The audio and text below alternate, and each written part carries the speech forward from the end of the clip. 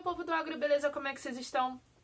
Então, hoje o vídeo é sobre aquela velha frasezinha que todo mundo já ouviu falar. Mas o meu pai já fazia assim. Por que dessa frase? Vocês já pararam pra pensar? Ou por que a gente não pode se prender a ela? E quem sabe, vamos tentar resolver essa questão?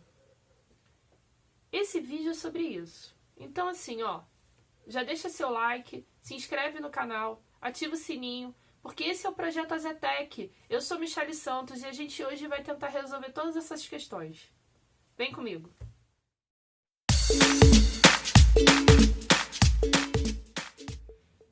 Então, gente, o que acontece? Essa frase, quando a gente ouve, é porque é um indício de objeção. E o que seria objeção, né? É a forma que a gente demonstra o nosso medo. Nesse caso, o medo do novo, né? Porque quando a gente pensa, né, que os nossos passados já fizeram assim e dava certo, e o quanto arriscado é a gente não fazer a coisa da forma diferente. Mas pensa comigo, você se vestiria assim? Então, o que acontece? Essa aqui foi lá atrás e a gente não pegou toda essa forma de vestir e a gente melhorou, né? Então, assim, quando a gente pensa que o passado, né, a gente tem que entender o que de bom veio do passado e o que a gente precisa melhorar, né? Os nossos antepassados, há mais tempo atrás, a gente já tinha uma forma de agricultura que era muito boa, né? Nossos antepassados, antes lá da Revolução Verde, da Revolução Industrial, né? Lá atrás, a gente tinha uma forma de cultura, de cultivo, de plantação e de trato animal muito mais natural. E aí veio toda essa história de revolução, disso, daquilo, e aí a gente se tornou o que a gente é hoje. Só que, do mesmo jeito que a gente não pega as nossas roupas, né, como eu demonstrei, e usa até hoje, a gente vai evoluindo, do mesmo jeito a gente tem que fazer com a forma da gente plantar, cultivar, colher, né? Então, vamos pegar o que a gente tinha de antigo e melhorar, entender o que tinha de bom, melhorar e fazer uma agricultura nova, né? Então, assim, existem dois tipos de coisas antigas que a gente precisa urgentemente mudar, que é a questão do nada organizado, né? Quando a gente pensa, o meu pai já fazia assim, dava certo. Muitas vezes a gente vê os pequenos agricultores, os agricultores mais microagricultores, né? Agricultura familiar, a gente vê sem nada de planejamento organizacional. Eles simplesmente vão fazendo, né?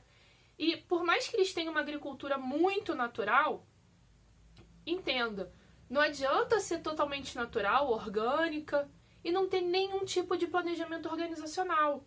Por quê? Porque a gente não vai ter nada anotado, a gente não vai ter nada pensado para frente. E como é que a gente lida com isso, né?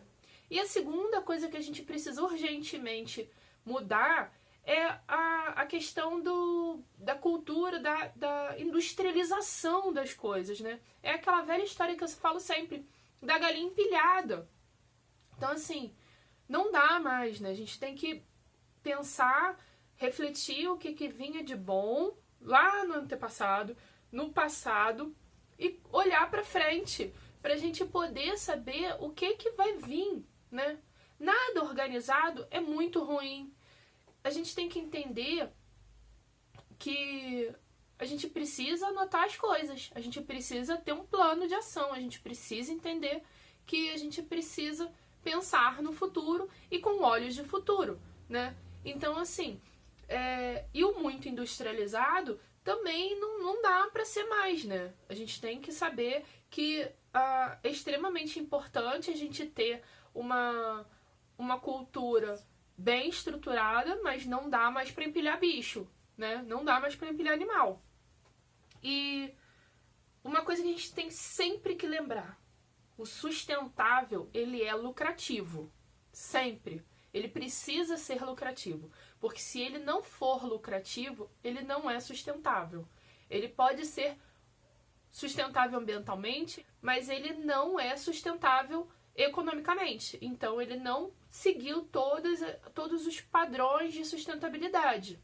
E ser sustentável, além de ser bom para o meio ambiente, ele também tem que ser bom e viável, né?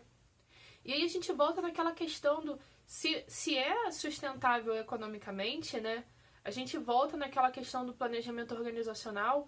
Quando a gente anota, quando a gente mantém as coisas anotadas, a gente sabe aonde estão os nossos gastos, aonde estão os nossos gargalos, aonde a gente está errando e acertando.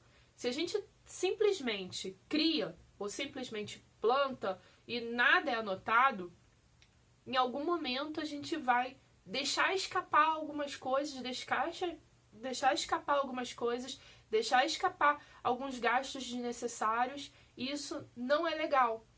A gente precisa ter tudo isso anotado para que a gente consiga manter ali o padrão. E isso vem muito dos índices zootécnicos, né? Porque quando a gente fala, né? Como eu falo sempre, eu falo muito da parte de produção animal. Então, assim, principalmente na parte de produção animal, os índices zootécnicos, eles sempre têm que estar muito bem anotados. Isso é extremamente importante para a gente saber como é que está o nosso gráfico, se está subindo, se está descendo, se a gente precisa reajustar alguma coisa. Então, é extremamente importante as anotações. E para a gente ter também o total domínio, né? Isso nada mais é do que ter o total domínio da sua produção. Então, assim, ó, lembrando que quando a gente fala de produção sustentável, quando a gente fala o meu pai já fazia assim, quando a gente fala eu não preciso mudar, essas objeções, né, que muito refletem do medo da mudança, vamos lembrar que a gente não se veste mais assim e que a gente pode pegar isso aqui e fazer uma coisa melhor. Então, assim, isso também acontece na parte de produção animal. Se a gente pegar tudo que a gente aprendeu lá atrás com os nossos antepassados, com o nosso passado recente, e a gente olhar para o futuro, a gente vai pegar o melhor dos dois mundos, né? Porque a tecnologia está aí para ajudar a gente, para a gente ver que tem muita coisa boa para ajudar, mas também tem muita coisa que a gente precisa frear. Muito industrializado não é bom, muito desorganizado não é bom, a gente precisa mudar, a gente precisa pegar o melhor dos dois mundos, pegar o industrializado, olhar o que ele tem de bom e pensar que a gente pode diminuir um pouquinho o nosso ritmo, tá? Melhorando ali a parte de questão de bem-estar, na parte de aglomeração, na parte de superlotação, a gente pode diluir um pouquinho isso. Na parte da organizacional, não adianta ser super natural e não ter nada escrito. Então vamos ponderar, vamos melhorar, vamos reajustar, e aí sim a gente consegue alcançar um nível ótimo de produção, onde a gente vai ter uma criação organizada, uma criação lucrativa, que afinal de contas é o que todo produtor quer, e aí sim a gente vai ter uma bela produção que hoje o mercado consumidor gosta, que é aquela coisa do sustentável, porém também lucrativo para o produtor. Então, resumindo, a gente precisa olhar o passado, entender o que ele nos traz de melhor e também olhar para o futuro e entender o que ele nos traz de melhor com as tecnologias, com os avanços, e aí sim a gente fazer uma bela produção. Então, gente, é isso que eu tinha para falar. E eu espero ter mais uma vez ajudado vocês. E já deixa seu comentário. Vocês repararam que a parte dos comentários subiram nos vídeos? Então, aproveita, ficou mais fácil de comentar. Comenta aqui embaixo o que vocês acharam, se vocês querem trocar uma ideia comigo, me dizer o que você... Se vocês são zootecnistas, se vocês são agrônomos, técnicos agrícolas, comenta aqui embaixo, isso ajuda o vídeo a espalhar mais fácil para outras pessoas, tá?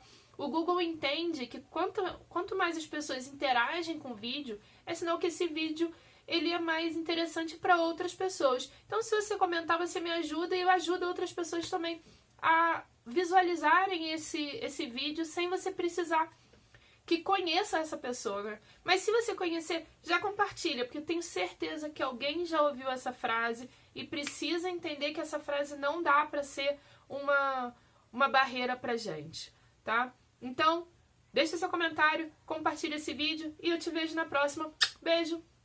Tchau!